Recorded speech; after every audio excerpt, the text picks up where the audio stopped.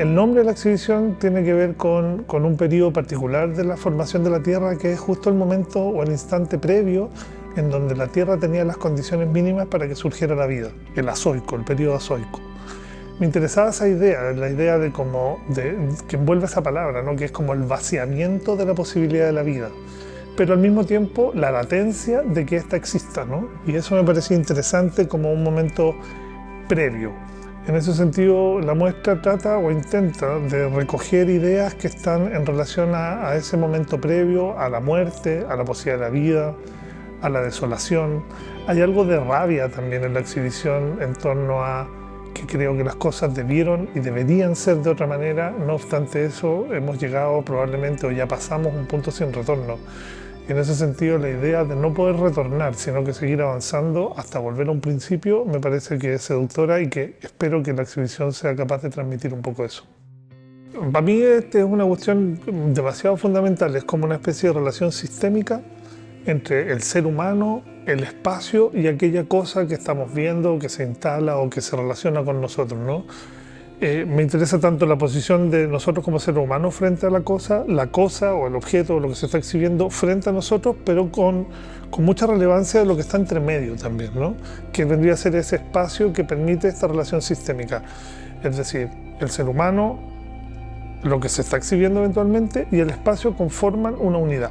Y esa para mí es una cuestión muy fundamental, porque yo creo que el ser humano siempre ha tenido una relación muy intrínseca con el espacio, casi como en la formación de lo que entendemos como ser humano.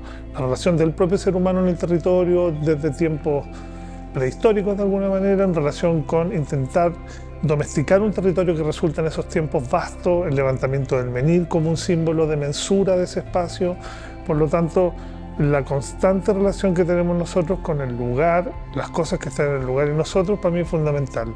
Y en particular en la exhibición que tenemos acá, Azoico está pensada a propósito de la arquitectura del museo y entender los espacios de exhibición con los que estoy trabajando como vasos comunicantes.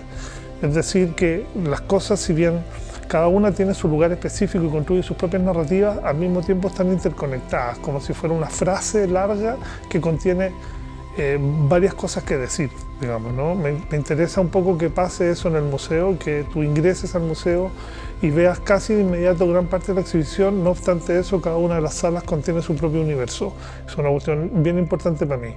Y en relación a veces con los proyectos de espacio público que he tenido la posibilidad de desarrollar, la relación con el espacio tiene de alguna manera esas mismas leyes o normas con las que te estoy mencionando, pero obviamente el espacio público es un espacio profundamente democrático, si no el más democrático que existe, ¿no? El espacio de la calle.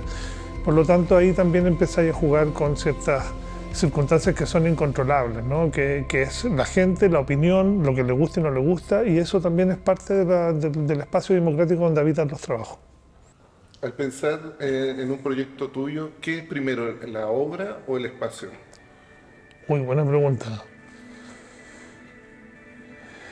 Yo creo que van construyéndose al unísono, digamos, como al mismo tiempo. No es que quiera evadir la respuesta, si esto primero o esto después, sino que realmente, y volviendo un poco a lo que te decía antes, necesito que se construya una especie de sistema de relaciones. El espacio es fundamental porque va a contener aquella cosa que estoy pensando, pero al mismo tiempo estoy pensando la cosa a propósito del espacio. Entonces las dos cuestiones van, creo, emergiendo casi al mismo tiempo, ¿no? Y es una especie de diálogo o negociación entre, bueno, yo quisiera esto que tenga ciertas dimensiones, pero el espacio no me lo permite. ¿Cómo logro mantener aún la esencia de esa idea, pero en un diálogo con un espacio que tiene ciertas restricciones específicas para que efectivamente ninguna de las dos cosas se traicione? Yo creo que necesariamente van juntas, digamos, van juntas y se dependen tarde o temprano.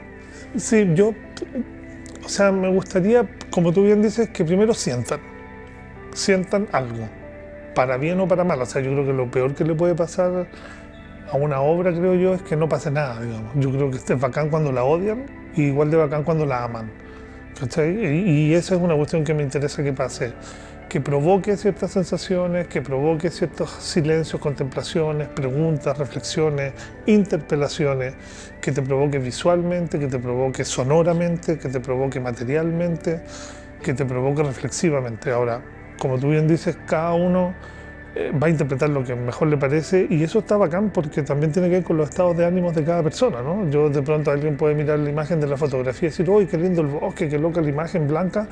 Y otros que pueden mirarle y decir, oye, qué triste este cuerpo tirado ahí, digamos.